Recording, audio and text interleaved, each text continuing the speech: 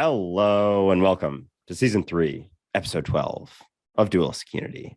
I have never been more excited that dualistic unity is a thing that exists.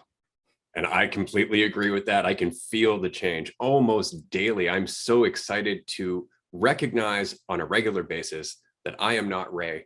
I am just a drop in this collective wave that is also me and you and everyone else. So it's definitely an exciting time. It gives you goosebumps. As Andrew was saying just before we had this conversation, he was watching a documentary from about 10, 12 years ago called Zeitgeist, and we were just having a conversation about how a lot of the concepts that they're talking about there, specifically that society can change, that we can change, that we can see something deeper in these old religious symbolisms and these old stories and our old way of living and our particularly our economic system. We can change all that. It is within our power, but we need to take it upon ourselves, which means that we need to first start by taking our lives upon ourselves and take responsibility for what we do with each and every moment as we exist in our life. So if we can do that, everything else starts to fall in line afterwards. And that's really the focus of Dualistic Unity. It's the focus of this podcast, this conversation, my life as a whole, and the content of everybody who is currently involved in this episode. So before I continue to ramble, I'm going to say very quickly that we have a very special guest on our episode today. He was our first guest on Dualistic Unity almost 11 months ago. So it's almost been a year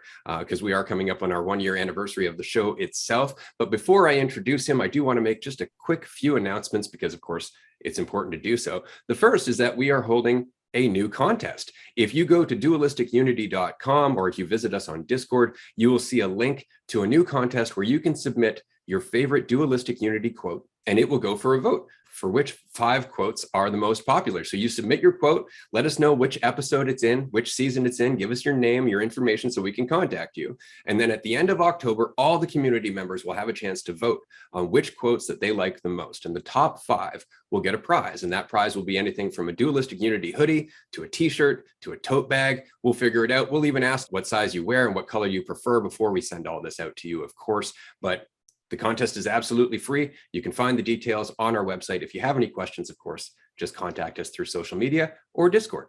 The second announcement is, as always, the retreat is coming up in November. We just contacted everybody about the menu. So everybody who is currently a ticket holder can find an email in their inbox with a link to a form. So that way our chef can figure out what it is you're going to enjoy the most and what meals we're going to have throughout the week. So if you haven't bought a ticket yet, this is the perfect time. We are also finalizing the details for the bus that will pick us up from Nanaimo Airport on the first day and drop us off back at Nanaimo Airport on the last day.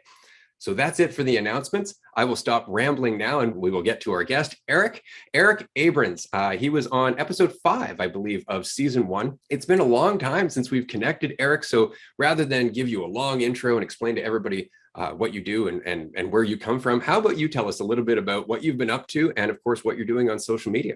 Yeah, well, the first time that we did this podcast, I was in New York and now I'm in Miami. So things have changed a little bit.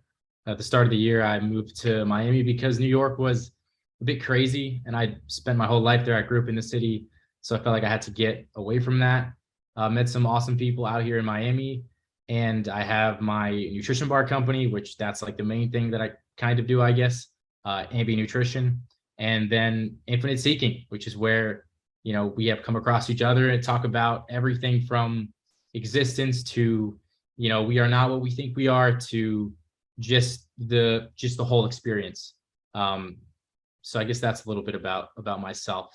Well, I just want to say quickly, I'm excited to have you back. It's been a while since we chatted. And I know the last time we had this conversation, Andrew and I were just starting to get to know each other. We were just starting the podcast. And so I was just incredibly impressed at the conversation that we did have. And I do watch your content whenever I find time on Instagram or TikTok, because I enjoy the things that you have to say. But what I've noticed is in the last year, and I think this might be because of the move, because of your nutrition bar business, because of all of the things that you are ambitiously tackling, you seem to be embodying the insights more than just talking about them. It seems like you've absorbed more of what you were saying.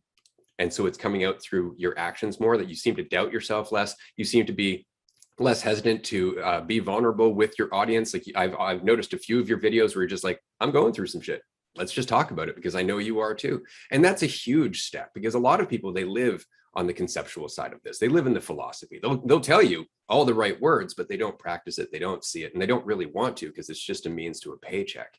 Watching you, I can see how it's changing your life. There's been a few videos where you've had your dad with you, for example, and I can see the direct impact that the wisdom of your father's years is having on you, not because of your dad, but because you're in a mentality where you can take that in. You're actually receptive to it. You have a slow mind, as my Sifu used to say, and that's not an insult. It just means that you're taking it in and absorbing it for everything you can. That says volumes about you as a person, and it really does dictate the trajectory of your journey. So I'm very excited to have you back on the show. I'm going to pass this back to Andrew, but I just wanted to say, welcome back. Appreciate that. Yeah, no, absolutely. I think, I resonate with your stuff a ton, Eric, and I don't think we're too different in, journeys and sort of recognitions that we've had, and just figuring out, the balance of everything between recognizing things that we do and like being in a world that has social media as well, and like trying to grow it, but also not caring if it grows or not worrying about it growing, but also like finding all that balance. And I know we were able to meet in person when you were back in New York, and I think we went on like maybe like close to 4-hour walk. Like a 3-4 hour walk around the whole city. We talked about everything. Yeah, it was awesome. It just goes to show like it solidified to me just how much I enjoy talking about this stuff, especially when I come across people who resonate with it and can talk about it, and who are willing to talk about it. And as much as, we talked about interesting concepts, a lot of it was just shit we were going through, and how much overlap we saw in the things that we dealt with, and finding balance in things. And even myself, more recently, it's funny that Ray's noticed that in your content. I felt myself sort of every, I don't know, couple months, feel like I get kind of trapped myself in a sort of structural prison, and then it gets overwhelming, and then I have to let it go. And then there's like another experience to be had post that, and letting go of any sort of structure or any sort of self-created prison that almost seems like someone else is creating it, because we feel like people expect things from us, but then we realize that it's only ever ourselves expecting anything from us, because everyone else just exists inside of our mind. So any expectation that we see from someone else is just an expectation that we have for ourselves, literally from ourselves, but also figuratively from our idea of ourselves as well, almost. So yeah, I love to see it, man. And it's cool to see.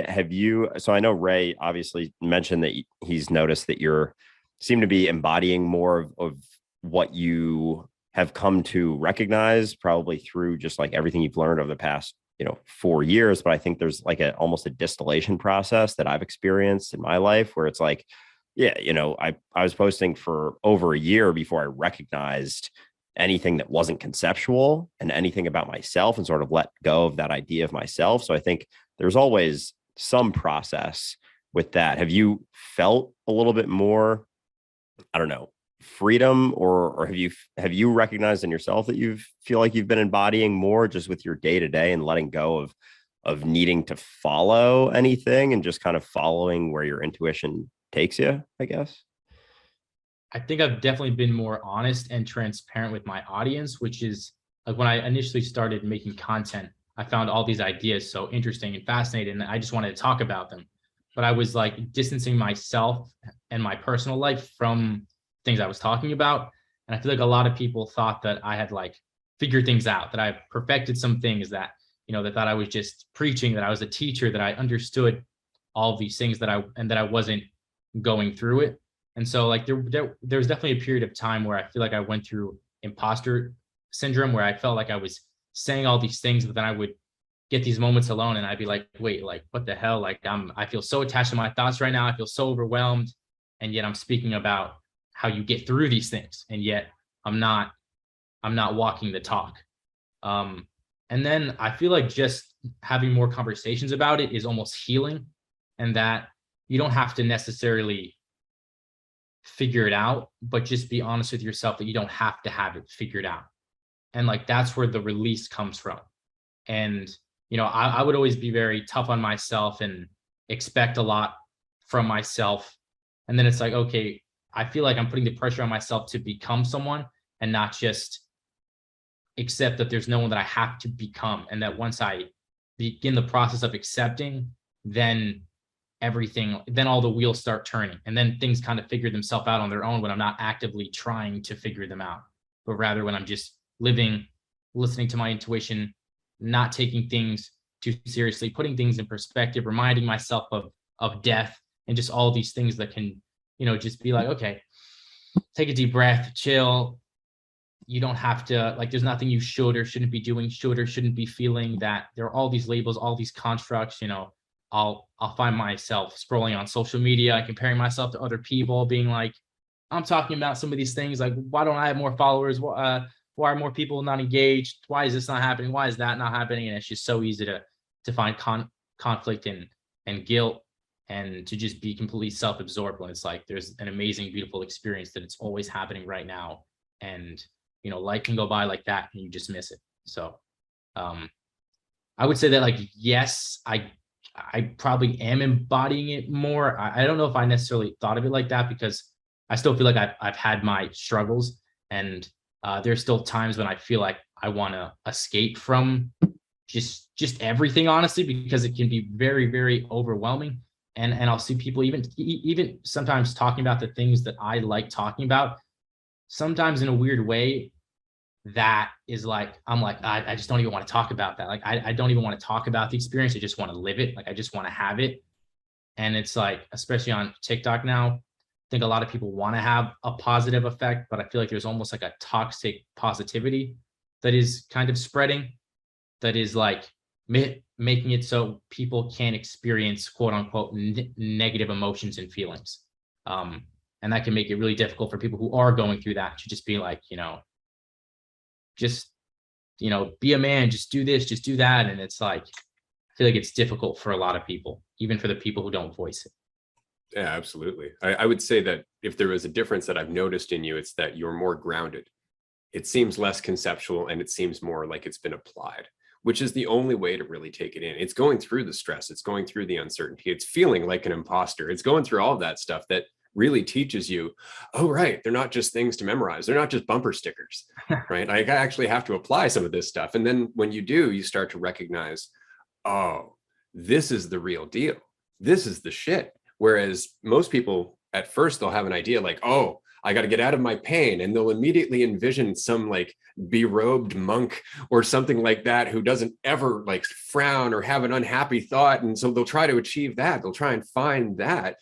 But that's not the real deal, right? It's not that that's not helpful to you, but you can't walk around in your day-to-day life and go to work as a berobed monk. It's very difficult to do that, right? And you shouldn't at the end of the day, because if you were to take that monk out of his monastery and put him in the streets, give him a day job, make him pay taxes, and give him a family, all that stuff, he'd find it a lot harder to be as calm as he is. And it's because the concepts, the calm, the idea of enlightenment, all of that, it's all bullshit. It's all bullshit. What it really just comes down to is being in reality without some idea of what you should be doing and just doing the best that you can. And I find that that's exactly what you're doing. I find that's exactly what's coming across, even in this conversation right here. You're saying like, yeah, that's all great. But it wasn't until I started seeing it in myself that I was able to actually see where the lessons were going, because they sound really good on their surface, right? But once you see them, it changes tone. Like well, here's a perfect example. So a message that I often get here on Dualistic Unity is from people saying, I love everything that you're saying, but you keep insisting that we're all one. Don't you think that that belief is just making you feel better, that it's adding a degree of certainty, that it's a fiction? And my response is always, oh, I don't believe we're all one. I wouldn't even encourage you to think that we're all one. I would just encourage you to continue down the path where you question what you think you are. Because the more you do that, the more you recognize, right, division's just in my head. So you start to see that it's all one. But it's not something that makes you feel better. It's not something that adds certainty. If anything, it takes away certainty. It takes away the possibility of certainty because you're so vast.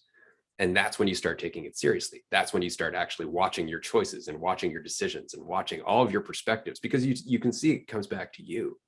But if somebody were to go about saying, oh, we're all one, I don't have to think about anything, they're just going to pursue their egotistical desires and fears. They're just going to do the same stuff with a different justification. And this is what often happens. It's why we have priests who are pedophiles. Absolutely. And I would almost say that if you were to believe that we're all one, that's if anything, it's terrifying, because then it's like you're not the idea that you have of yourself. You're not, this unique person, but that you are just everything that you're experiencing. Like, that's too much to grapple with. Like, that's just the infinite possibilities, which if anything can probably cause a lot of anxiety, can be overwhelming. So the people that use it to make it feel better probably just use it as a justification to not take on responsibility or accountability for their life. And so that's like a comfort mechanism, just being like, it's almost like nihilistic, everything's one, da da da da. Let me just do nothing about it. Yeah. Yeah. And I think that's why it's so important that we so often talk about empathy as well. And like, Ray, it was interesting the way you put that people shouldn't believe that this is all one. And because it just becomes another belief and it's not an actual experience, but it's only through letting go of the idea of yourself that you see that there are no bounds to you, and therefore there are no bounds. And it's like, what else could you possibly be? But if you just jump to not, going within whatsoever and just believing in the concept of oneness, it's going to lead to nihilism, destruction, without that empathy that comes from like almost going through it from within and out instead of out and in, believing like I am one with everything. Because it's like there's still you. There's still like Andrew is one, and Andrew recognizes that it's all one. It's like, no, there's no Andrew, and therefore it's all one. And in that, you're able to see yourself in everyone and everything. And that's what it comes to. But again, it can't be a belief like with everything. And I wanted to real quick go back to the just having to be yourself, because I get caught up in that from time to time, and thinking about certain situation, coming into a certain thing with an idea of myself, or any type of situation where I have to go and talk to people, or, come on a podcast, or even from time to time on Dualistic Unity, I'll come on and like, kind of wonder like, oh, am I going to be on today? And that's the funniest part, is because there is no on to be that isn't me. Like if I come on and I'm off or whatever, I go on something and I don't articulate everything incredibly well. That's just me being me in the moment. But it's funny how, as you let go more and more of believing you have to be on, it's like everything just sort of flows, because you're no longer cutting yourself off from the flow through believing that you have to be something. And when it's like, oh, I don't have to be anything other than what I am in every single moment. And that's not an idea. That's not a concept. There is nothing you ever have to live up to. There's nothing you ever have to become other than what you are. And it's not, striving to go without and grab all of these things outside of you. It's just recognizing the truth of what you already are. And in that, there is no wrong, no matter what actions are taken. But as you let go of there being something, those actions become a lot more fluid through the letting go of that. It's usually when we get caught up in certain things, it's because we're cutting ourselves off from the flow, thinking we have this idea of ourselves. So yeah, I remind myself of that all the time. Oh, I don't have to be anything other than what I am. No ideas. Yeah. And considering our audience, and I don't just mean Dualistic Unity, but Eric's audience as well, they would all understand. It's funny that we build this up in our head like, oh, if I'm off one day, everybody's just going to abandon me. But they're not, because they've been following you for a reason. They're following your journey. If anything, they want to see you stumble. If anything, they want to see you struggle from time to time, just to remind them that they don't have to live up to this idea that they have of you, because that is often the case. People will build an idea of you in the same way that we build an idea of ourselves, especially when we first start on this, especially when we start memorizing the authors and we start writing down quotes and sharing all that shit. Like, we immediately get this idea like, yeah, I'm getting this. All you other people aren't. Let me teach you. That doesn't work. You have to get rid of the teacher. You have to, in order to be enough of a student to learn from the people you're talking to. That's the only way to help them. Is this something that you've noticed in your one-on-one sessions, that the less you try to be something, the more helpful you are?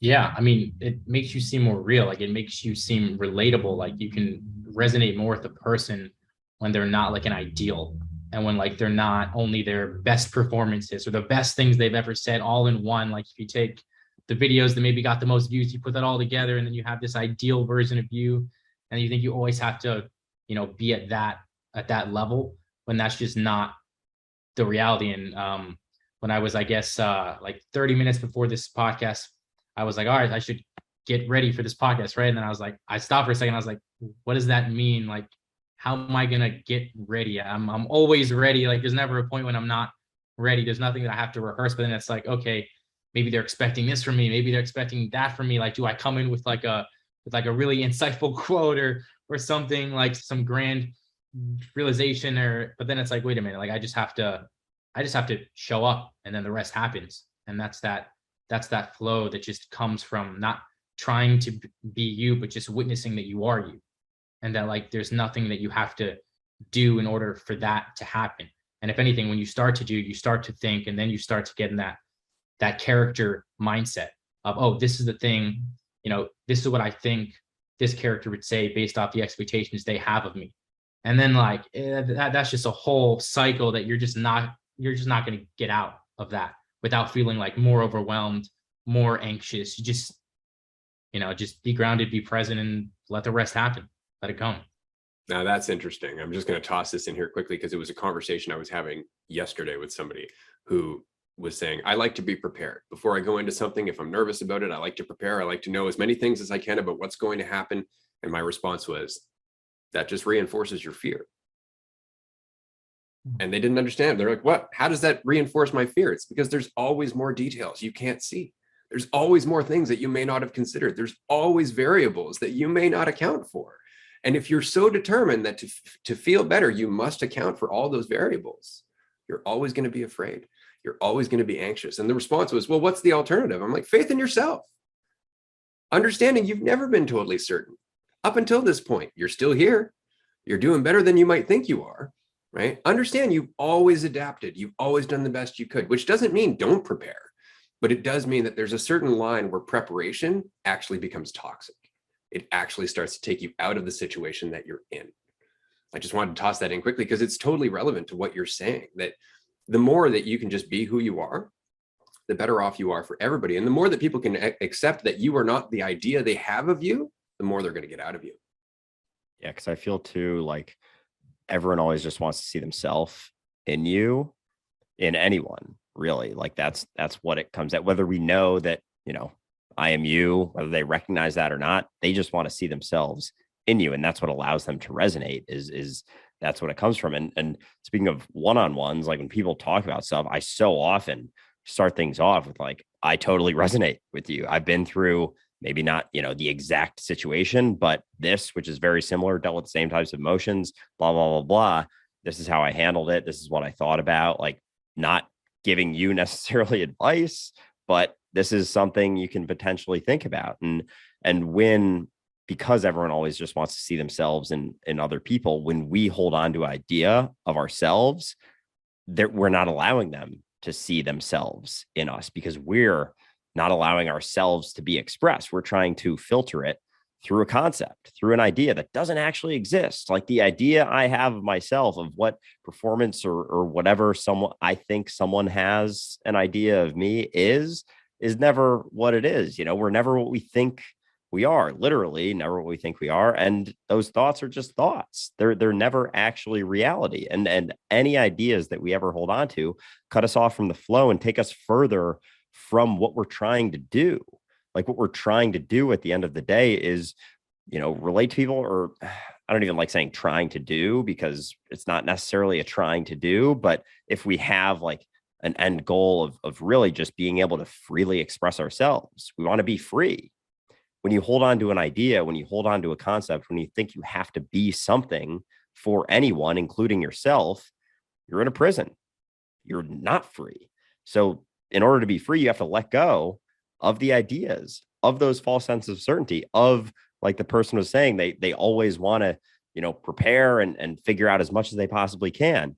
They're imprisoning themselves. They want to be free. They want to be able to act in a way that is free, and they're creating a prison while they're trying to do that, not really fully recognizing it, that every idea we hold on to is just another prison.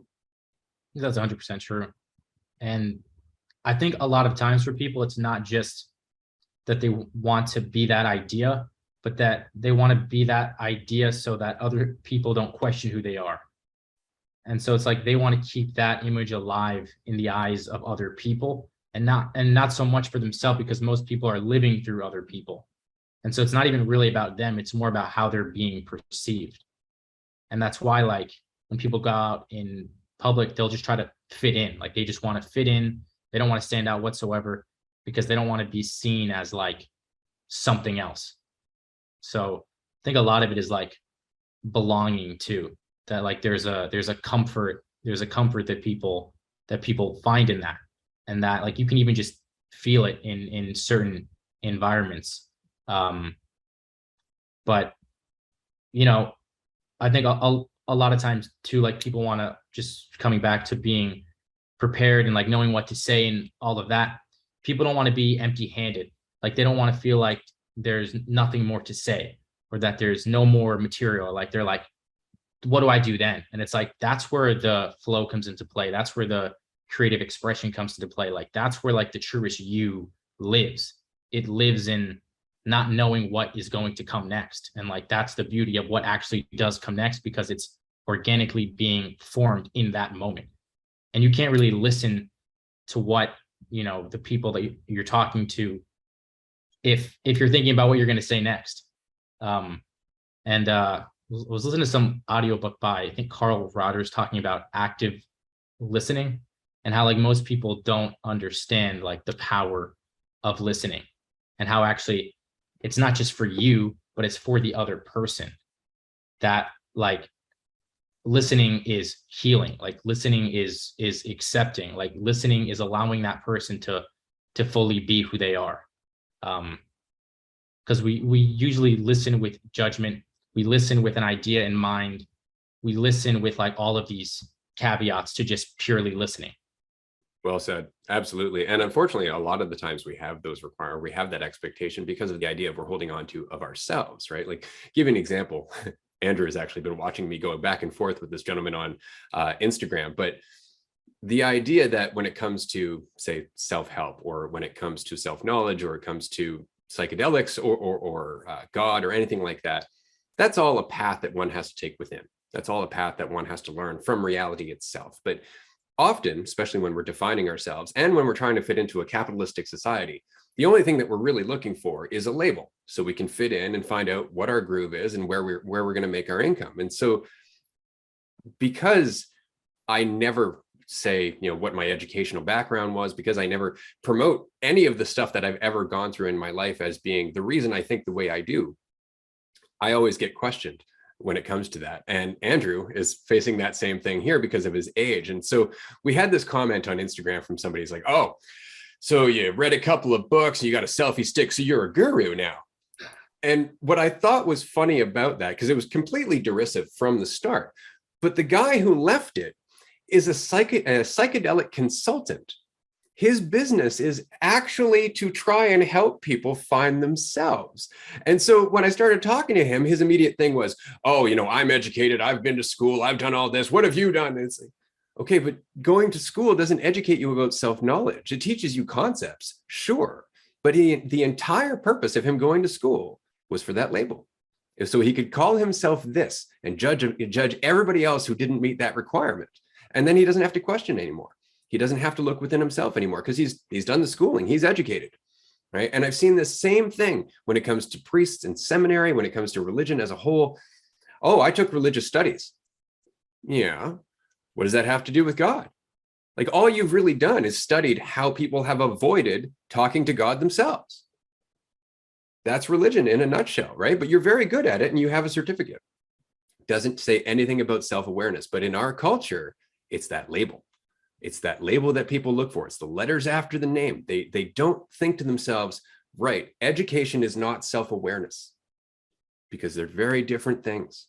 And that's when you start to realize, I can't just trust the labels, because half the people who are leaning on those labels are shysters. They're snake oil salesmen at the end of the day, right? So you actually have to start looking at the relationships you have. You actually have to start looking at the people that you know and that you meet, and stop making assumptions about them. You have to take the lessons for yourself.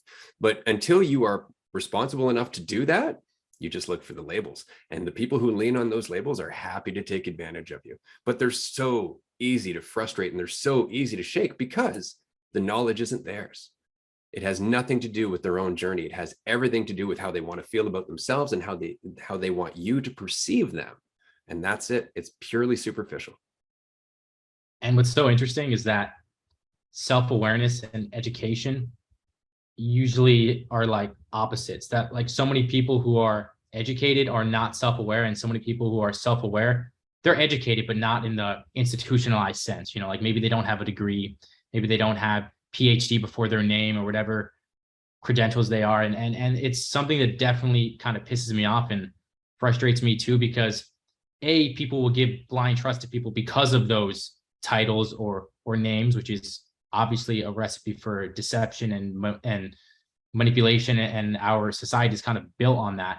And then for people who are actually trying to help people, who actually have their well-being in mind, they won't listen to them whatsoever. It doesn't matter what they say. It's like they can't even be open to it just because someone is speaking about science or this or that, and they don't have the background to validate. It's like what they're saying should validate it. It's like what you decide to do after what they say should validate it. Like your own questioning, like your own critical thinking, like being an individual yourself. It's not like trust this person or trust this person. It's like, how about you learn to just listen, to just be open, to be receptive, and then do what you want with that. Because obviously the choice is yours. I don't think you should blindly trust anyone, you know, whether it's God or some person with a PhD or someone on the street. Like it could be anyone. Listen to what they have to say, because everyone has something that you can probably learn from. Everyone can be a teacher to some degree if you allow it, you know, because most people are just holding up a mirror anyway. Like they're just showing you the reflection. You know, a lot of your behavior, you know, will be shown in how you behave with other people. Yeah, absolutely. I think that was super, super well said. And I'm curious for both of you. Do you think everything that we fear and almost pretty much everything that dictates all of our actions in society come down to a fear of uncertainty? Like, could it be that almost everything boils down to that? Like even what we're just talking about, like the label that someone has on their name, like it gives them some false sense of certainty that, oh, this person knows what they're talking about. Or looking at religion, you know, oh, it gives you a false sense of certainty of what happens after you die. You know, if you do this, you get this. If you do this, you don't get this, and you go there. You know, looking at wanting to believe everything that Big Daddy government tells you, it gives you this false sense of certainty that you can trust that person of power. You can trust that authority, because as soon as you start questioning a little bit and have a little bit of uncertainty, all of a sudden the whole fucking thing unravels, and you no longer have that false sense of certainty that gives you that false sense of comfort.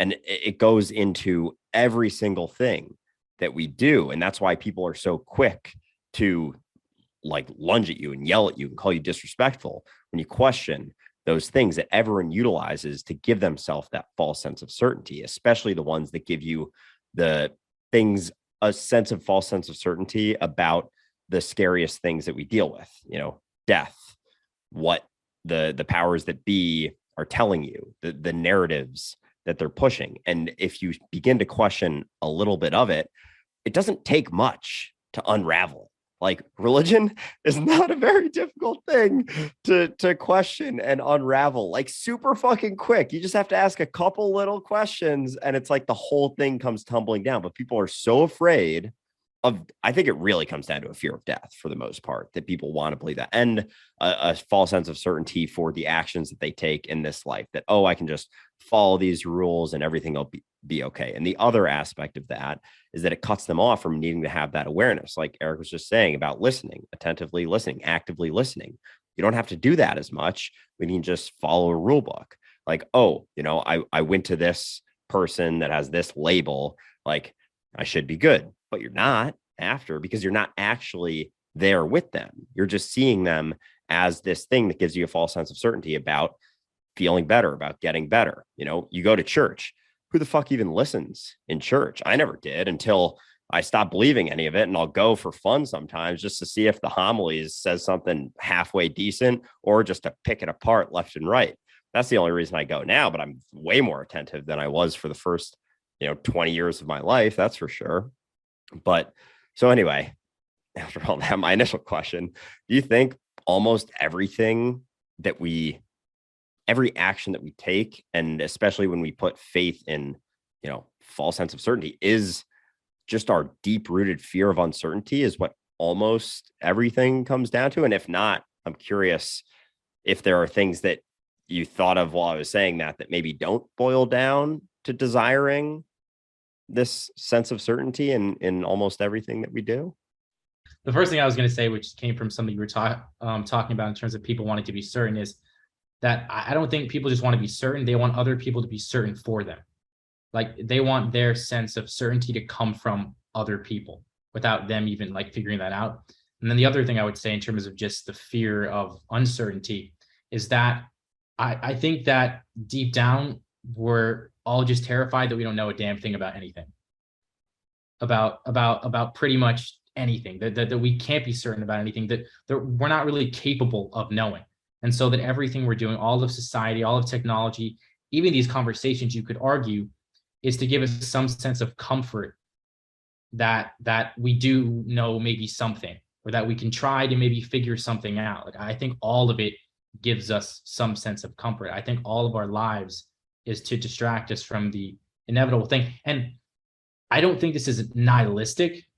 I think it can be freeing. I think that sometimes when I speak about these things, people think it's nihilistic. Then they're like, what's the point? Why do anything at all? And it's like that's not what I'm getting at. That's not what I'm proposing. I'm not proposing that we shouldn't live or that we shouldn't try to make the most of things.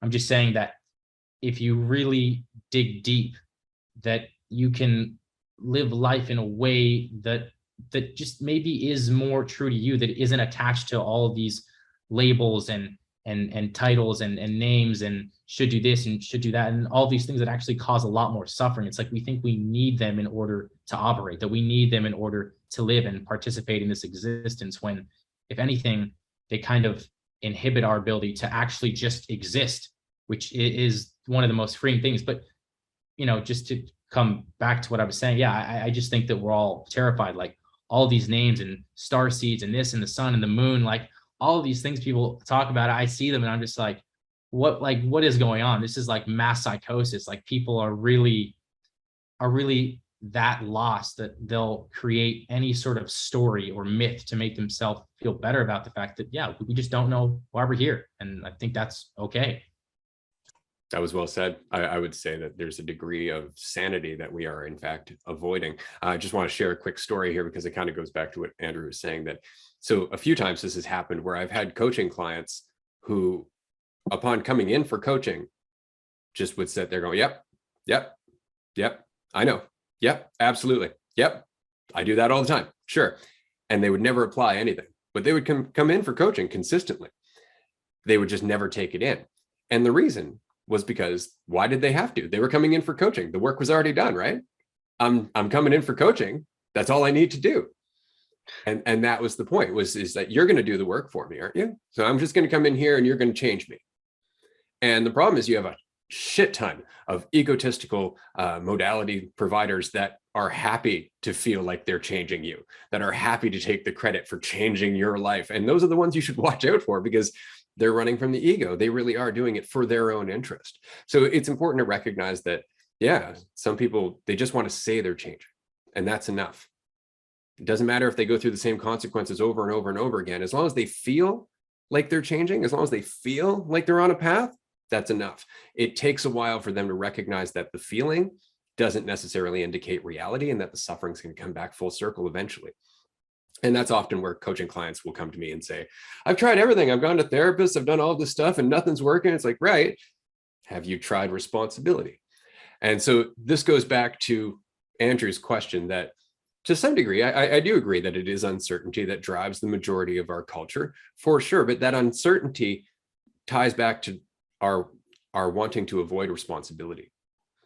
Like Eric was saying, we want other people to be certain for us. And that comes back to responsibility too. I just want to look at somebody and go, what's the answer? Oh, that's the answer. Sweet. And I'll just run along with that. And this is why I've often said that there are two types of people in the world. People who go, I have a problem. Who can solve this for me? Or I have a problem. How am I going to figure this out? And it's because one is responsible and the other one expects somebody to be there to carry the weight for them.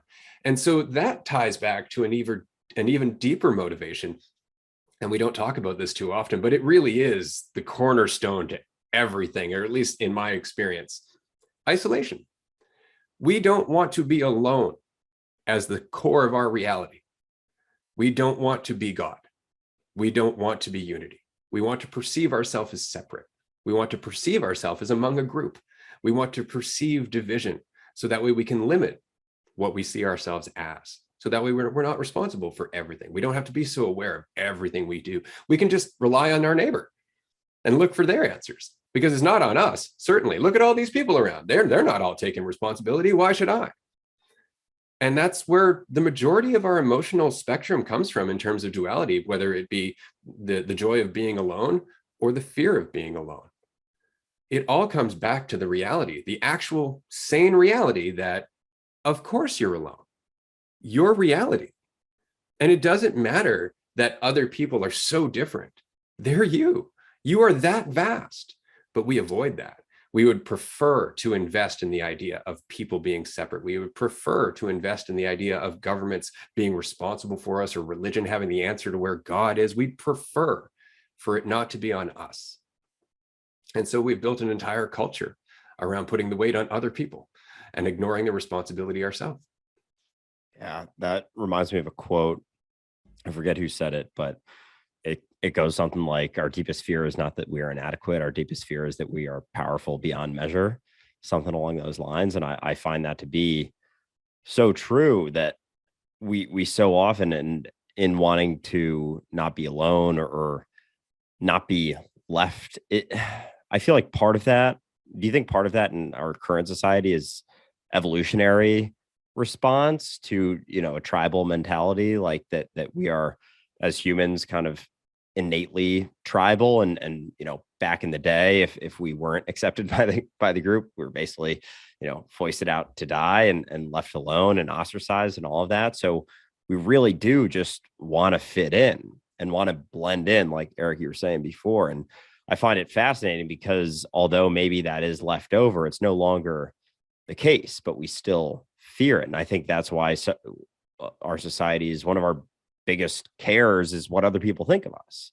Like, that's so common and so deeply intertwined with things. And it goes from, what kind of car we drive, what kind of house we have. We want people to, we want to show other people that it's great, to herd mentality, to this narrative being pushed by, powers that be, whatever it may be. And then society latching onto it, or parts of society. And then those who question it are like called crazy or conspiracy theorists or whatever. You can pretty much like plug and play into a ton of different situations throughout society. But yeah, so much of it comes back to that fear of being alone, but it also stems from the confusion about what we are, of believing that ideas are truths, and they never have been. But there's so many ways that those ideas have infiltrated our society, and we just take it at face value. Like, going back to religion, because I love shitting on religion. It's so easy to just plug in like, oh, this could be true. You can't disprove it. It's like, what? Since when did that become an argument that's utilized in a debate? You can't disprove it. It's like, okay, Spider-Man could be God too. Can't disprove it. Spider-Man could be up in the sky with a bunch of other Spider-Man, and there could be thousands of Spider-Men just up above something we can't see. Oh, you can never see him. You can't disprove it. It's like, okay, but like, what are we really getting down? Let's get down to it here. And with believing those ideas to be the truth, it's like, we need our mind. We need our imagination to believe those things to be the truth, to believe in something outside of here and now. We need our mind. And that idea of ourself is the only place that our mind lives. And that idea that can be built up or torn down, that power we strive for, that power really only is a concept. The power that we have, the egotistical power is what I'm referring to, that we have really only exists in the minds of others. They see us in a certain way. We see ourselves in a certain way. So if that's what so much of our society is striving for, is ideas, like, we're really all existing in fictions. We're utilizing fictions to create ourselves, to create this narrative, to create the society that's perpetuated based on other narratives. And I think that's why it's so easy to manipulate the masses, because all you need is an idea. You just need to plug a little idea into the societal mind, and all of a sudden reality changes. Reality begins to easily shift. But same time, not to be all pessimistic the whole time, there's shifts that can happen. Another idea can get plugged in. Maybe that all of the ideas are never the truth. Ideas are never truth. You are never what you think you are. Ideas like that, as those get to, get infiltrated throughout the societal mind, throughout the societal self, I guess, that gets pushed as well. And that creates ripples and that creates shifts. And, letting go of those ideas as being truth and recognizing that here now is all there is. And you are only ever here now. You're not an idea. As you let go of that, people start to recognize that, oh, I'm not suffering as much. Oh, I feel a lot more free. Oh, I don't have to hold on to all of these things that perpetuate all of my suffering. I can let go of all of them. And that's okay. Like everything is uncertain. That's perfectly okay. Like that's the only shift, is that everything is uncertain. And that's scary. To everything is uncertain. And that's okay. And I'll be okay because I'm getting clearer about the truth of what I am. And I'm not something that can be built up or brought down. It's super funny. Everything's uncertain, and I'm certain I'm going to fail. There's a lot to go off what you just said, because I was like, wow, this is a lot. And one thing that I'll say is that it's kind of like there's a mass perception, and so like then people will say like that's just reality, and it's almost like people don't want to take on the power to be their own perceiver, and a lot of that work has to happen from being alone to be able to see for yourself, to say I'm being told this, but why don't I see if this is the truth of this, instead of just adopting a belief system, adopting an idea, and then living through those ideas that I've been given from my parents or from school, from this system or that system. And that's why you get this collective mind that kind of just plagues the world.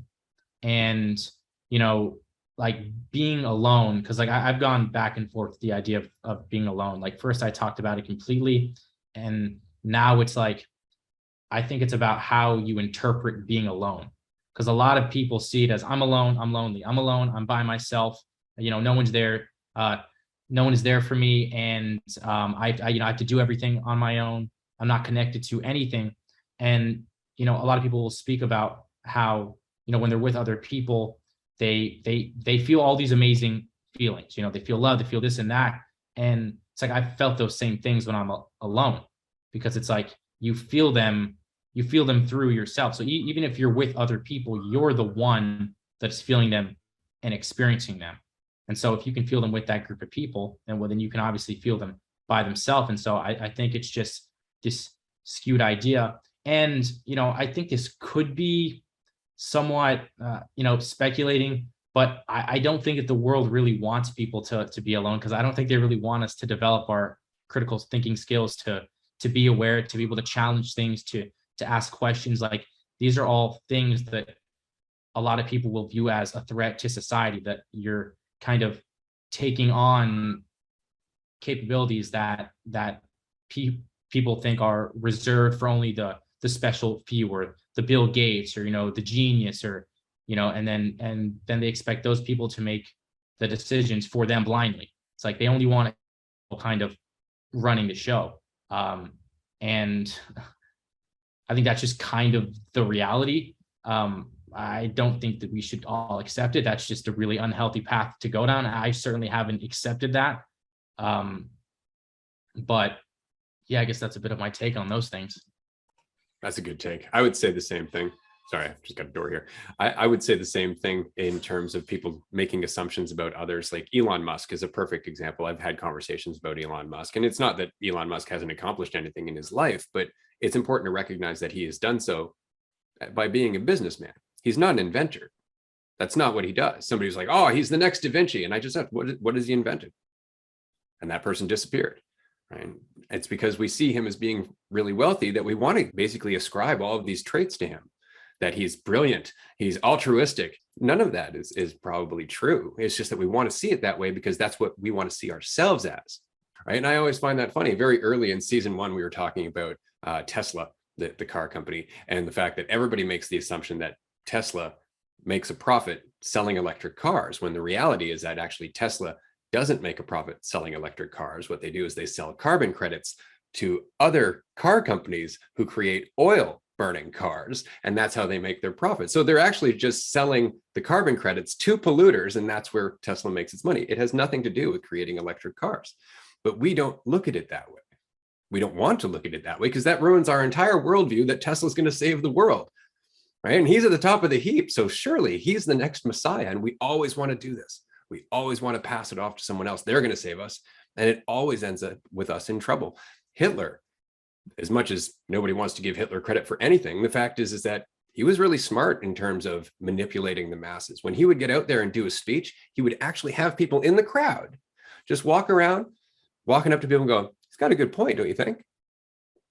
And then they'd wander away. And that was enough. All of a sudden, it's like, oh, one of my peers thinks that this is a good point. I should pay more attention. And that was all he had to do, was create enough peer pressure, enough of an assumption that the crowd was with him, that the crowd ended up being with him, right? Whereas our challenge is a little bit different because we don't want to manipulate people. We don't even want followers. We want people to stand on their own. We want people to be self-responsible. And so for us, the journey is so much longer. It's so much longer because it has to be rooted in something that has a strong foundation. It can't just be rooted in egotism. It can't just be rooted in fear or desire. It actually has to be rooted in the genuine recognition of what freedom feels like, which means that we can't teach it. We have to just be it. Being can't be taught, because as soon as you're teaching being, you're not being. You're trying to get somewhere. You're trying to change someone, right? And so immediately the distortion cuts out the entire efficacy of the message. And so you actually have to let go of the need to change the world, because that's what changes the world. And that's a really tricky thing to take in, because you're like, I want to see it happen faster, right? I want to feel like I'm in control of what the hell is happening. It's that need for certainty again. But without certainty and in responsibility, I only have what I can do now. And that affects the whole. So it really just comes down to building sensitivity for how much the rudder is changing the direction of our journey. Yeah, I think it's funny because, like, I think even a lot of what you're saying now are still things that I have to let go of, being totally frank. Like, there are parts to this, and we've talked about it before. Like, there's parts, or maybe it was on a Patreon call or something, but like, there are parts that I've sort of seen, and this is all still like relatively new to me. Like, I'm still working through a lot of shit. There's parts where, like, I kind of see it, but I still don't want to let it go. And like, I'll be honest about that. Like, there are aspects of it that I don't know if I'm ready to let that go. Like, even this is what I talked about on a Patreon call, was like seeing that having money is a weight, and have it not like any amount of money. And there's like, there's a balance, like with everything. And I don't think I'm at a point where it's like, I don't know what to do with all of this. It's not like I'm anywhere close to that, but there's a degree, of course, that our society doesn't want to look at, where it's like, you don't actually need more money, and you piling on more money is only reinforcing the lack of faith that you have in yourself, because you feel like you need so many safety nets because you lack faith. And that's what it comes down to. And I sort of recognized this, like, I don't know, a month or two ago. And it was like, oh, wow, having a lot of money reinforces a lack of faith. Like, whether that's like, I don't know, the final thing to let go of almost, or one of the last things, especially in our society. But I was like, ooh, I see it, but I don't know if I'm quite ready. And at the same time, I'm not in a place where it's like, oh, I need, like, I'm still don't have it all like ready to go, like life set or whatever. But yeah, I think with, talking about money, it has to come back to recognizing like what you actually need, like where it's coming from and what things that you're desiring. And it's not to say that there's ever anything wrong with doing or buying or getting anything, but you have to be honest with yourself, I think. And it has to come down to sense of responsibility for yourself. Like, why are you really doing this? Like, what is the real reason? Being able to look at that, look it in the face, and be honest with yourself.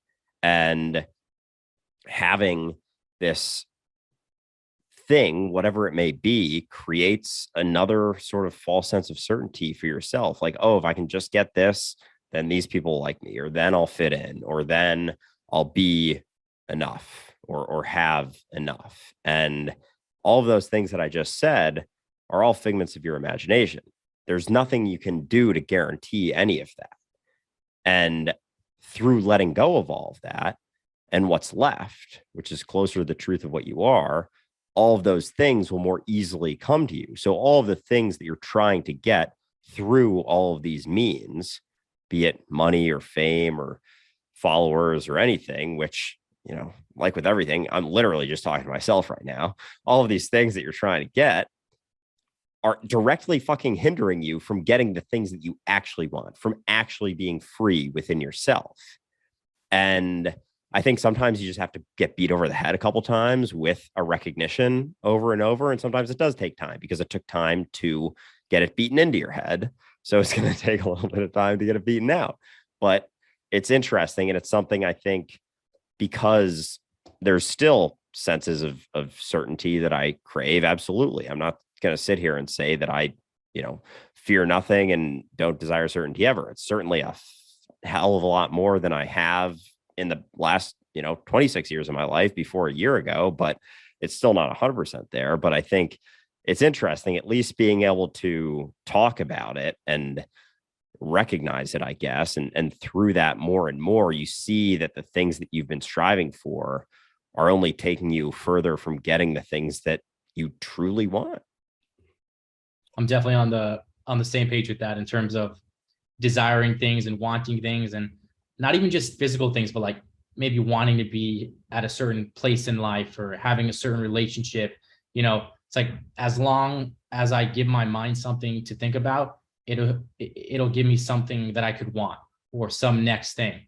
And there've been things that I've been thinking about, like for a while I thought about living here, and now I'm here and there's still things that I want. And it's like, no matter what I get, I know that my ego is gonna present a next thing that I can have that can potentially make me feel better, or feel happier, or more this, or more that. And that's always going to be the case. And in the same way, like I can recognize that my mind can always feed me a problem too. That, like, we almost like having problems because we like to solve them at the same time. And in the same way that, like, we like desiring things because then we like finally getting them, but then we like to chase once again. And so it's like a never ending thing. And it's like, even recognizing that, I still end up playing the game. And I'm just like, it's an interesting thing, and it's so easy to get kind of caught in. And there's almost like a weird pleasure that you get from doing it, even when you know you're doing it. And I'm not saying this is like a healthy mindset whatsoever. And I'm kind of giving myself slack because I'm like, I'm young, but then I'm like, okay, that's another illusion. But it's just like so much of the way that our reality is structured, and all these things that are at our fingertips, and even just like being able to pick up your phone and then instantly see something and be like, I want that. Or like some part of you says that you want that. And you don't even know if you actually want that, but you feel the sensations of what it feels to want something. And, you can mitigate the amount of things you want by just simply applying self-awareness, which is something that I've done and has definitely helped me escape wanting a lot of things that a lot of people want. But I think experiencing the human experience is wanting things, and is having these thoughts of wanting things and just accepting them. Because, if you say like, I don't want that, or I don't want this, then sometimes you're just creating resistance, and you're just denying the truth that some part of you wants it. And that's fine. Yeah, absolutely. It's better to ask, why do I want this? Do I need this? Is this really what I assume it's going to be? That's something that's helped me over the years, because it's totally normal to want things or fear things. That's part of the duality of our experience. You can't get out of that. I mean, I want a sandwich. I'm going to go get a sandwich. Why do I want a sandwich? Because it makes me a better person? Probably not going to have that sandwich. Because I'm hungry, I'm definitely going to go have that sandwich, and I'm going to get totally absorbed in making the sandwich and be excited about the sandwich and eating the sandwich. because there's nothing outside of that experience that I'm looking to identify with. It's the experience itself, right? And so that's a big thing, is understanding that if I am trying to satisfy a fiction, I'm never going to.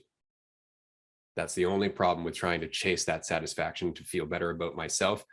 It's always going to be temporary. It's always going to be taken away. And this is the one thing that's helped me over the years in terms of letting go what I want. And there's been a list of things I've wanted over the years. And it doesn't matter if I tell myself they're altruistic or not, it's still taking me out of where I am now. And each and every time that I've let go of what I've wanted and then later on achieved what I've wanted, and then immediately started thinking about the next thing I wanted, I reminded myself, right, there was a whole journey to getting to this point that I wanted that I missed because I was too busy focusing on getting it. So I'm not going to do that for the next thing I want. I'm going to take my time and let things just play out. I'm going to enjoy the journey from A to B rather than focusing on B. Right. And that's, again, that's something that takes time. It takes life, is what Andrew was saying there. It's got to go through this over and over, kind of beat it into your head. It's like, yeah, welcome to reality, beating things into our head since eternity. Right. That is the experience of living. And so if we embrace that, that's when we start to go through the rinse and repeat cycle of recognizing, I wanted something that I honestly didn't really need. And it was because other people told me it was valuable. I didn't really think about it for myself. And then we end up getting it and we're not happy for it. It didn't do any of the things that we assumed it did, or it does very temporarily. And we assume that, it was the getting what I wanted that made me happy, not the cessation of wanting, because that's ultimately when we are happy. But it takes a hell of a journey to learn that. I'm 43. I'm still learning that. It was just recently, within the last year, that I was communicating to Andrew that what I really want, and I've always wanted for a long period of time, is a chunk of land that I can basically use to learn how to garden, build some solar panels, maybe start a little community, and then branch out from there, start other communities in different countries, and start a network of people who all work together. We can trade resources, we can form our own shipping network, as it were. There's a whole bunch of things that I would love to do. And in the last year, strangely enough, despite the fact that this podcast is getting me closer and closer and closer to that point than I've ever been before, it's in letting that desire go. It's in letting that want go and accepting that maybe I'm going to have to do some legwork for the next several years. Maybe I'm going to have to travel to places that I didn't plan on traveling. Maybe I'm going to have to meet a whole bunch more people than I intended on meeting. And maybe I won't get what I want. Maybe it's going to be totally different than anything I've ever envisioned. And that's worth it for me, because every time I've wanted something and stuck on that want to the point where I got it, I had already changed. So by the point I got it, it wasn't what I thought it was going to be, because I wasn't the person who originally wanted it. Right? And so you have to let that go. You have to let go of what you used to find valuable, because maybe it's not anymore. Maybe it's just a habit that you still perceive it as. Sometimes you don't get what you want, but you get something better, or you get something that you need, or you get what a future version of yourself who you don't know yet wants, which you can't want now because you're not that version yet. But by trusting the process and going out and venturing into the unknown, all of that kind of figures itself out. I think that's kind of the beauty in it. When you just trust your intuition and just do what you're passionate about without focusing on the result, everything else happens. Absolutely. Because then not only are you getting an end result, you are becoming the kind of person who can appreciate it. Yeah, absolutely. I even think it's funny thinking directly about like this podcast episode. And we had Eric on almost a year ago now. And it's like, as much as the podcast has grown and communities have been built and we've done workshops and everything, we're still having a conversation. Like, it's still the same exact, we could probably place the conversation side by side, and maybe all of our flows have improved or whatever, but it's essentially the same thing. We talked about probably relatively similar, but also completely different things on that episode that may resonate with some people differently than this episode will resonate. It's like, as much as things outside of it has changed, Eric's life's changed. He's in a new city doing cool stuff, like all that shit. And like, the podcast has changed. We've all changed. Like, it's still just the conversation that it is. And it reminds me, Ray alluded to this just now, but like with Ray's YouTube video, Discover Transcendence, it's like, at the end of the day, what do we really want? It's more or less to stop wanting. And that's available in every single moment. But we think that when we're striving for this thing that we want, that it's going to get us closer to what we really want, which it does sort of, but we get confused into thinking that we want this car.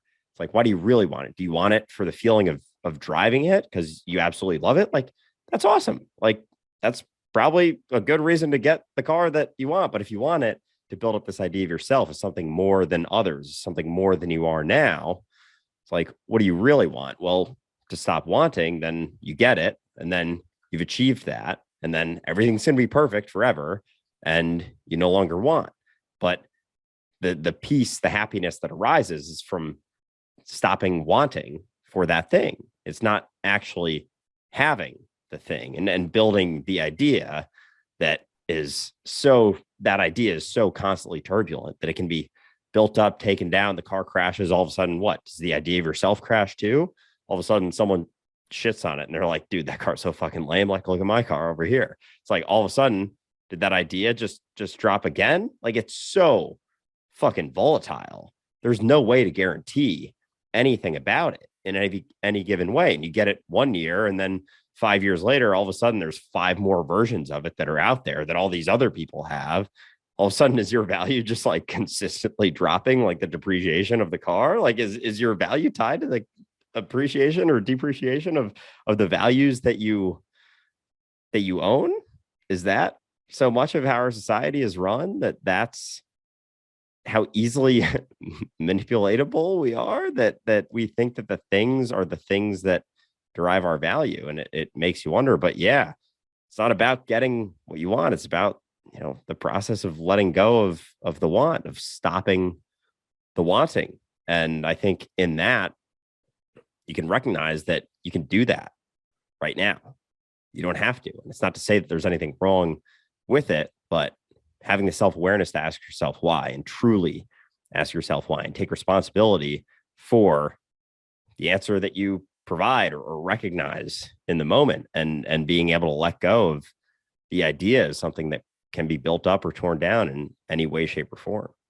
I just want to add something to that quickly, because so one of my clients is a financial advisor, a fairly successful one. He works in like the hundreds of millions of dollars and all of that with his clients. But his clients, as they start to approach retirement age, they go through this problem where they don't know what to do with themselves. They don't understand what life is all about if they're not working, if they're not trying to achieve this thing, if they're no longer defining themselves as the CEO or something like that, right? All of a sudden they're just, Joe Blow from Kokomo. Who gives a shit, right? You're just another person in the street, and you can't raise yourself up. You can try by saying, oh, I used to do this and I used to do this. And a lot of them do, but it doesn't change anything. Whereas there was another client that he had, and this guy's been a multimillionaire at least 3 times in his life. And he's lost it all at least 3 times in investments in technologies and businesses and stuff like that. And each and every time he's lost everything, he's just been like, oh, time to do it again. And that was his whole attitude. Didn't matter if he had resources or not, because that's not what made it happen to begin with. He did. His involvement, his state of mind, his lack of fear, his attention on the present moment that he was in, his love of whatever project he got involved with was what made it succeed. So for him, losing money meant nothing, because it wasn't the money that got him there. It was him, right? Whereas everybody else who thinks, oh, the money is what makes me me, as soon as they're threatened, they lose all composure. They fall apart, because all of a sudden their fictitious control over what could happen in reality just starts to fall away, right? Whereas if you understand, again, you don't have control. You never had control. Regardless of what you think you might have in terms of control, you can lose all of that. What would you do if you did? And that's where we really start to kick anxiety. This is what I used to say with my clients all the time. If everything you were afraid of happened, would you just curl up and die, or would you evolve, or would you adapt and make it work? Because that's the only question. And if your answer is, yeah, I'd adapt and make it work, your anxiety will start to fail. It will start to fade. Focus on that. Focus on the fact that you can adapt, and all of a sudden you won't need to feel like you're in control. Absolutely. And just going back to the wanting thing, I was going to say that I think that the greatest moments in all of our lives come when we don't want anything, because like when we're wanting, we're like our mind is active and we're thinking. When we're thinking, we can't be present. We can't be in the only thing that actually is, which is now. And so, and for a lot of people, they get their value by doing. So when they're just being, they don't feel like they have much to offer. They don't feel like they have much value to bring to their table. So they have to prove themselves by doing something else, showing what they've done. But then it's like, then their value is directly tied to the past. So then it's like they never have any value that is just in their being, that is just, in this moment. And so it's a constant battle to, I guess, kind of prove to themselves and other people that they have value in what they're able to do and what they're able to provide. And it's not that there isn't value in what you do, or what you can provide, but it's like your value isn't inherently in anything that you have to do or become. It just is in your being that is always here, regardless of what you do. That was really well said. This is something that Andrew and I have said a few times, that value cannot be diminished or raised. Your value is in your potential from moment to moment. That's it. So you're never actually achieving greater value. You're never reducing your value. You're just either you're looking for or avoiding chances to express the value that's always been within you. That's really it. If you're looking for that value, then you're missing the opportunity to express the potential that's within you. You're operating from a state of lack.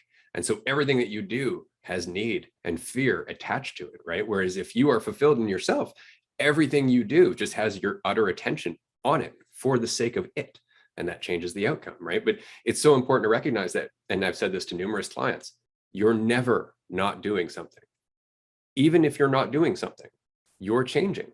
Even if it's just the process of your brain having a chance to recontextualize all of the lessons from your life to get somewhat of a clearer picture of who you are and what's going on, that's important. And it can only happen in periods of rest.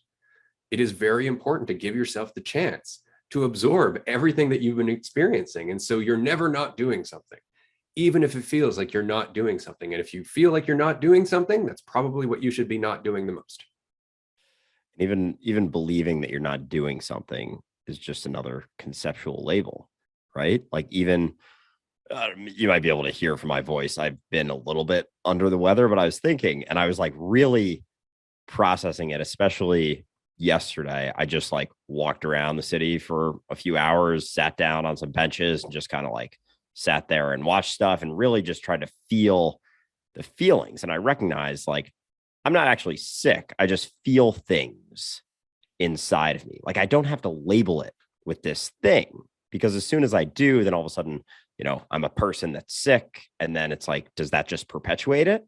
Or could it be that letting go and just feeling it for what it is, all of a sudden there aren't additional layers placed upon it? And could it be that those additional layers hinder our body's functions from being able to process the activities necessary to heal? Could that always be the case for everything, whether it's a physical illness, a mental illness? Could even labeling yourself as someone with a mental disorder create layers that hinders the infinite intelligence that you've always been's abilities to let go or process the things necessary to almost rid yourself of that situation? Like every time you label yourself as something, it builds layers that restrict you from healing. And what's fascinating is because we are so afraid of uncertainty that those labels are what we cling to. As soon as we feel a certain way or act a certain way, we're like, oh, I'm an overthinker. Oh, I have this disorder. Oh, I'm an angry person. Oh, I'm sick. Oh, I'll never get better. Oh, I've had all these injuries. I'm super injury prone. Oh, all my eyesight's shit. Oh, I don't eat healthy because I never have. I don't like vegetables because I never have. And it's like all of these things are all fucking rooted in the past, and they're all ideas. And could it be that any label that we place upon ourselves, even the names that we're given, the personality that we're given, especially the personality, not that we're not the personality that we're given a name. We're not given a personality. We build a personality, but to a degree, I think we choose a personality. Could it be that all of those labels hinder us from being free? They're all a prison. Every single thing I just listed is a fucking prison that we entrap ourselves in, that plagues our society, the mass state of psychosis that Eric mentioned earlier in the episode.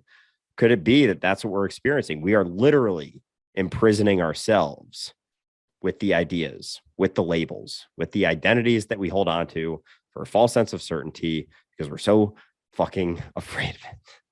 Yeah. I would say so. Absolutely. I'm just going to throw in this quick example. So interestingly, there was in the book, Ageless Body, Timeless Mind by Deepak Chopra, he talks about this situation where there was a clinical trial done with placebos to see if they would have any impact on cancer patients. And they were told that this is a state-of-the-art cancer treatment. This is going to help. So one of the gentlemen actually ended up having complete recovery. His cancer disappeared. And I think it was a month later, maybe a few months later, he was at home and they were doing a report on that study on the news where they informed him that it was a placebo. His cancer came back. He died a month later. And it was because all of a sudden he wasn't thinking about himself the same way. He wasn't perceiving his odds the same way. In the book Cured, they also talk about numerous examples of people having spontaneous remissions, and it's always related to a massive change in how they see themselves and how they live. It's always a breaking of their habits and their habitual perceptions, always. So it really just comes down to how much of our illness is directly related to the person we've attached ourselves to, or to the idea of the person that we've attached to ourselves to. And we know stress creates difficulty in healing. We know it does. Something that I think Joe Dispenza talks about is that like if our thoughts can make us sick, they can also heal us. And like I really do think that like words carry energy. And so it's like we're imprisoning ourselves in this negative energy when it's like it's not like we have to escape words or language or thoughts or any of that, but we can use it in a way that serves us. We can use it in a way that promotes healing, that promotes growth, and understand that a lot of people will say things about themselves jokingly, but it's like they're putting themselves down, and then over time they're subliminally like believing that like that's who they are, and so they're then living in that prison, and it's like it's always manifesting. There was also like a water experiment with Dr. Masumoto, something like that, where like he would like put like gratitude into like a crystal, and like they all formed differently.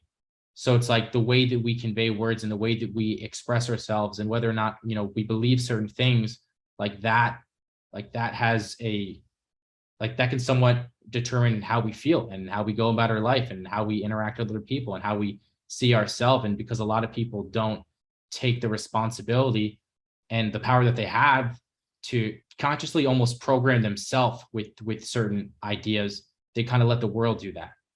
And that comes right back to that mass psychosis and this collective herd mind that we have, because most people just kind of adopt what they've been told.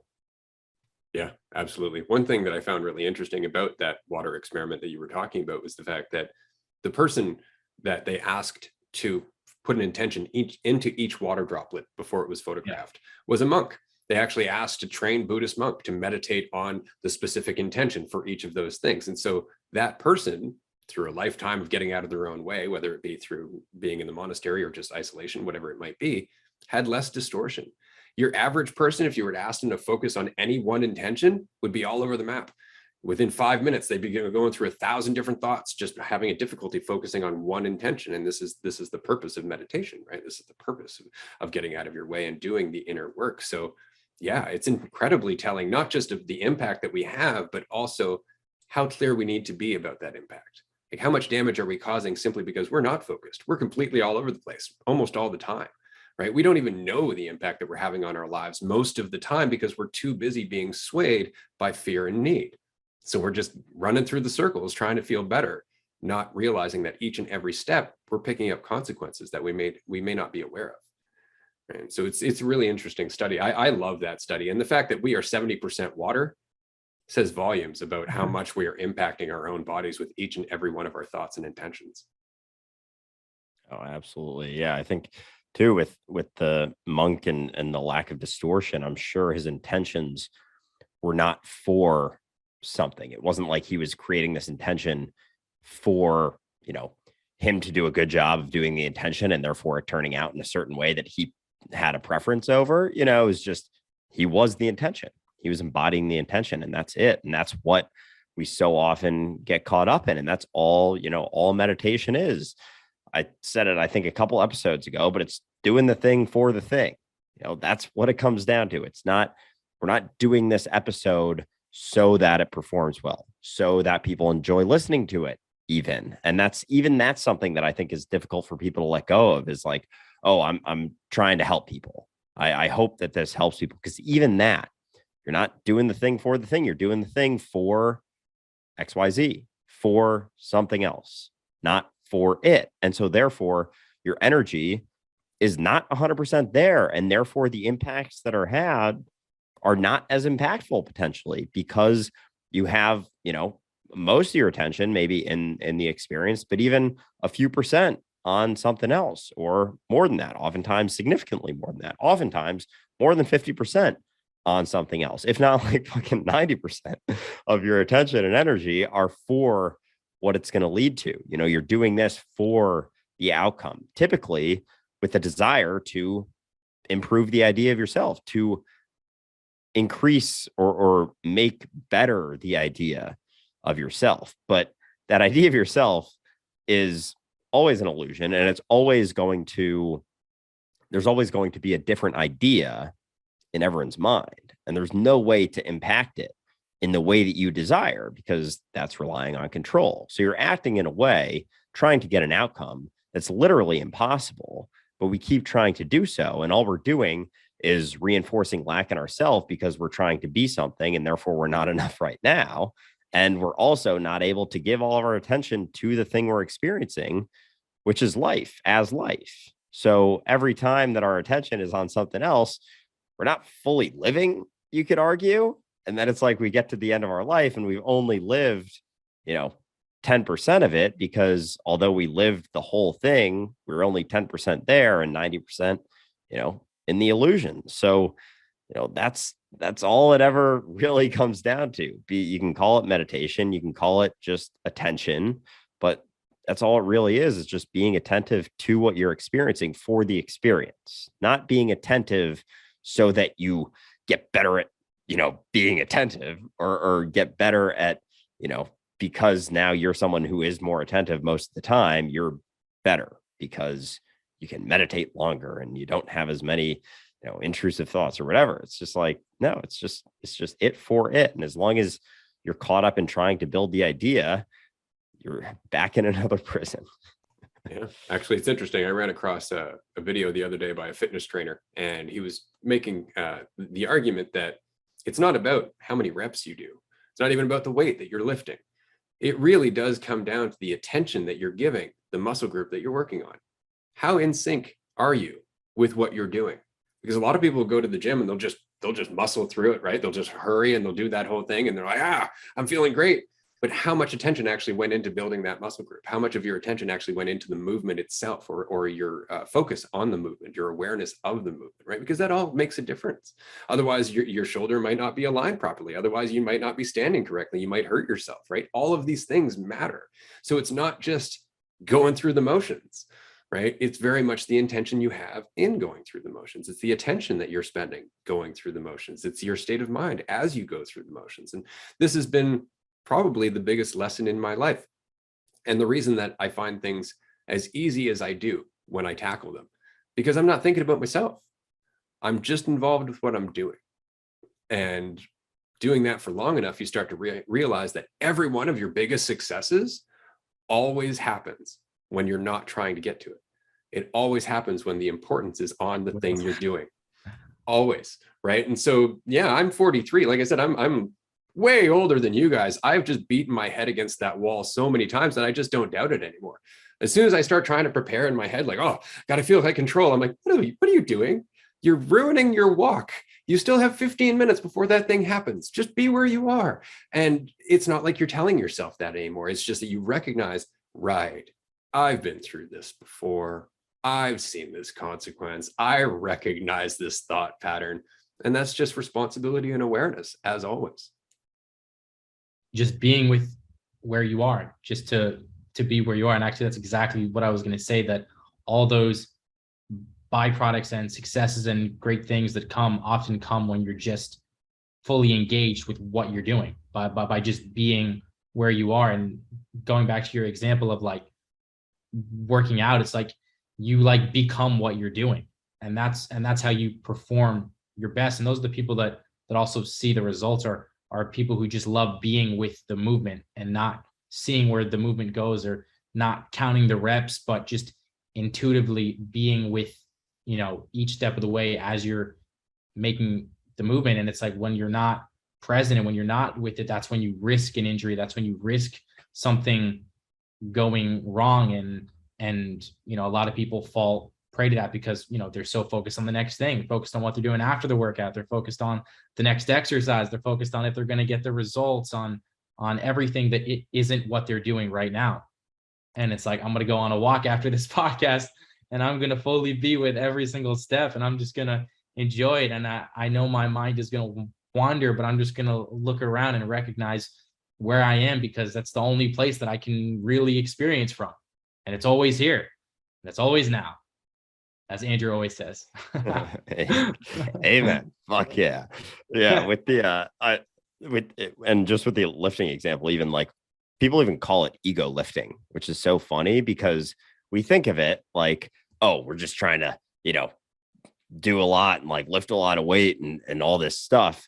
And it's all about the idea of ourselves. Like, we're so focused on the idea of ourselves being more, getting bigger, getting stronger, looking better, that we're actually not allowing ourselves to get the most out of the exercise, because we're so caught up. As much as we're caught up in looking better, we're also caught up in like, ooh, how much am I lifting? Like, ooh, how many reps am I getting? And it's like, I've even thought about this a little bit, because I know, Eric, you've always been into working out, and Ray, you work out, and I've worked out for a long time. And like, even the idea of reps and like something like progressive overload. I was just thinking about this, that people say like, oh, you got to do, more reps each time or more weight each time.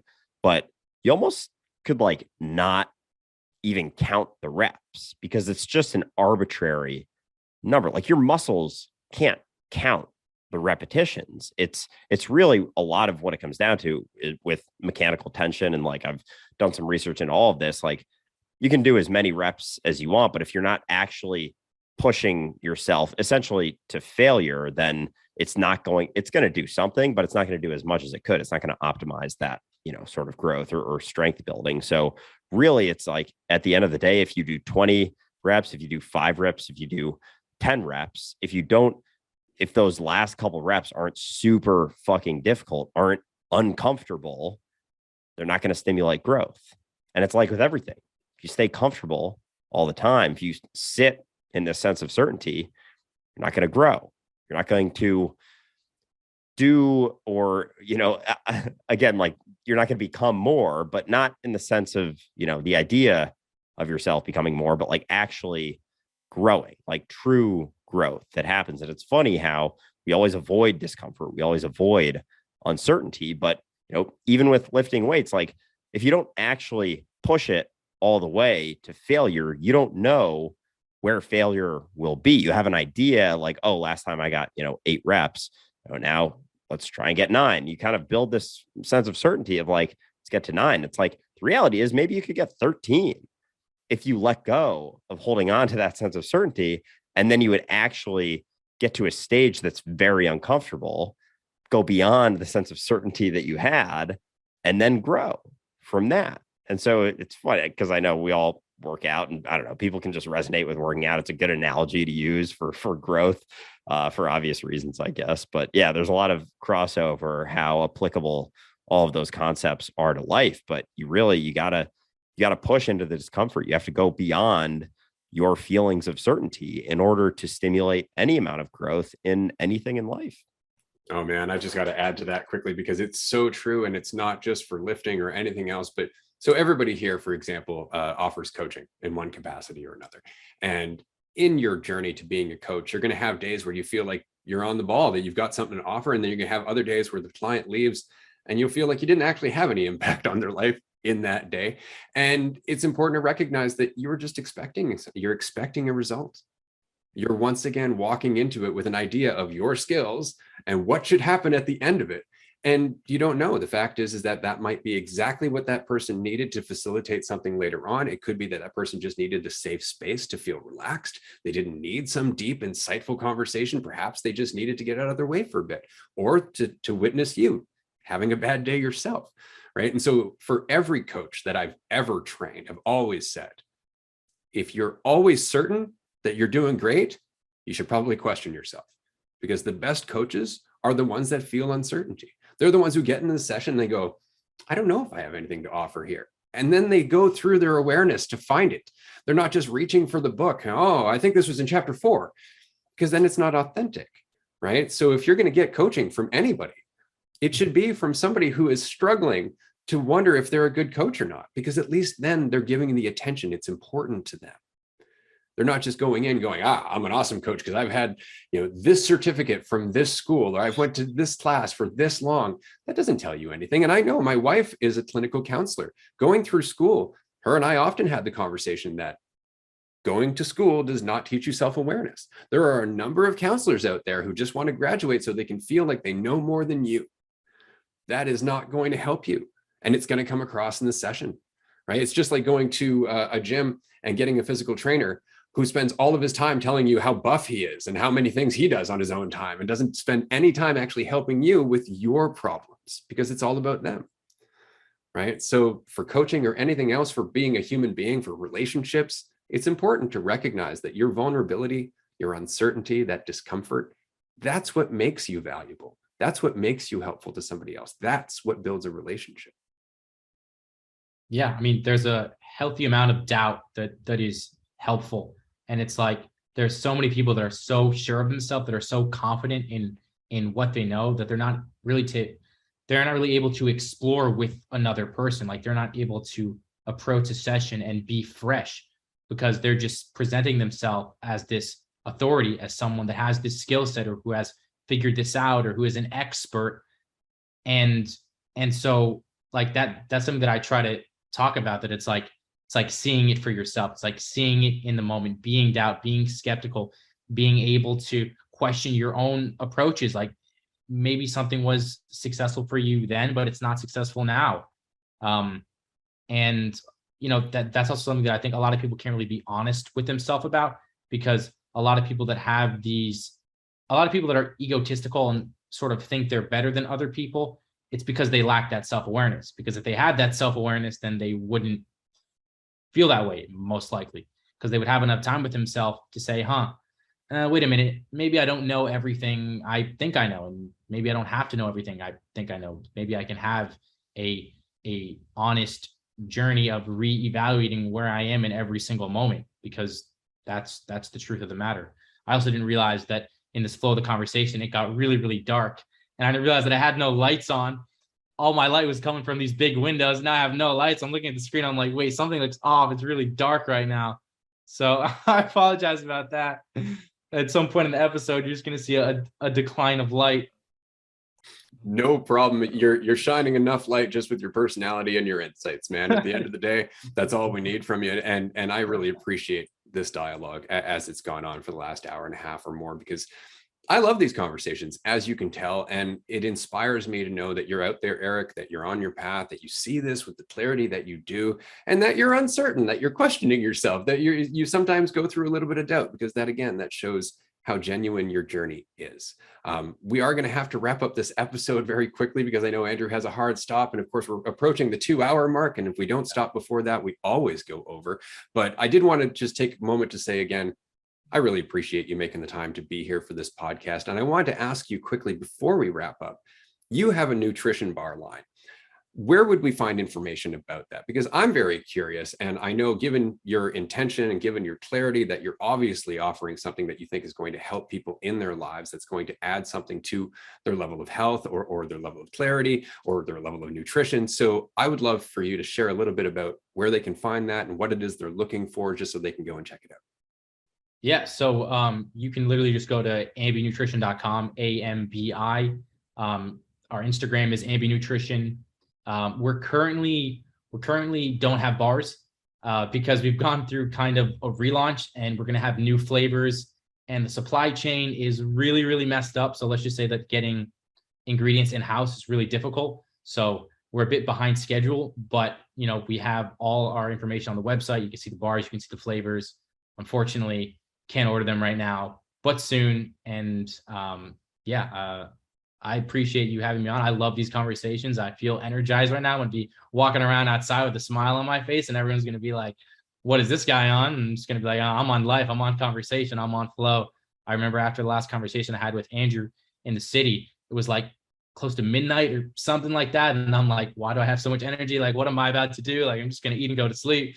But, these conversations always just uplift me in a way. And, it's easy to feel like you're thinking about things on your own and that you don't have people to share these things with. So being able to, talk with you guys is always a pleasure. And I really appreciate it. And I will always be a guest as long as you guys have me. Absolutely. Love to hear that, man. And yeah, just it's always awesome chatting with you. I know it's funny thinking back to that last conversation we had the first time we ever met in person, and with that energy side of it, I think it was I think we walked like at least 10 miles, maybe 11, because it was like 30,000 steps. Yeah, it was absurd. And it was just like nonstop flow of conversation. Like Andrew was not there for most of it. It was just things were flowing and it was fucking awesome and super fun. And I did want to bring up one last thing that you mentioned with the one-on-one or like coaching or having any semblance of sort of an authority interaction. I don't like the word authority, but that type of interaction. And it's interesting when people come in with a shitload of confidence. And it's not to say that confidence is a bad thing, but oftentimes it gets confused with this idea that, oh, I know all these things and therefore I'm confident. But as long as you rely on what is known, on that knowledge that is always rooted in the past, always based on past situations, you're cutting yourself off from the flow of reality because the reality is not existing in the past. It's not existing in the known. It's existing in what is. And through that, that's the only time you can have the sensitivity to actually interact with someone in a free manner. And part of where I'm sort of recognizing this from is from the book you recommended that I read, Freedom from the Known by Krishnamurti.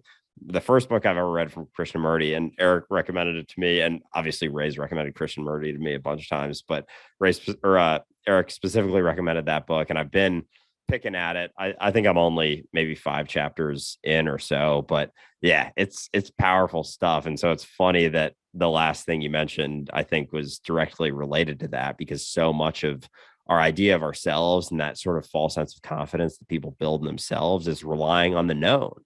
And unfortunately, that cuts you off from being free because you're still relying on an idea. Those ideas are always imprisoning. And even if it builds this sense of confidence that, our entire society, longs for, we all want so much confidence and bravado and all of this shit. But like, there are times and places for everything, and rigid confidence in everything that you do maybe isn't always the best thing, especially in a coaching environment where it's not about you, it's about them. But as long as it is about you, you're not going to be very helpful to them at all. So you have to let go of that idea of you in any capacity to be that mirror for themselves that they truly need. But just to reiterate again, love having you on, Eric. Really appreciate everything you're putting out there. You're a great dude. I'm looking forward to the next time we're able to meet up, go on another nice long walk, have a conversation, maybe at a future Dualistic Unity retreat. But we shall see. But yeah, thanks again for coming on, man. Absolutely. Appreciate you guys. Oh, it's our pleasure. We love having you on. Like I said, you're an inspiration. I enjoy watching the level of energy that you bring to what you're doing. I enjoy watching the intention behind it. You're very genuine in what you do. So I haven't had a chance to meet you as yet. So I definitely do hope that you can make it out to one of our retreats, because it's going to be a lot of fun. And I'm even crazier in person. And as Andrew knows, I have a lot to say when I'm not podcasting. So it'll be a good conversation. We are going to wrap up here. Of course, thank you everyone for listening to this episode. We will see you again for episode 13 next week. Bye, everyone.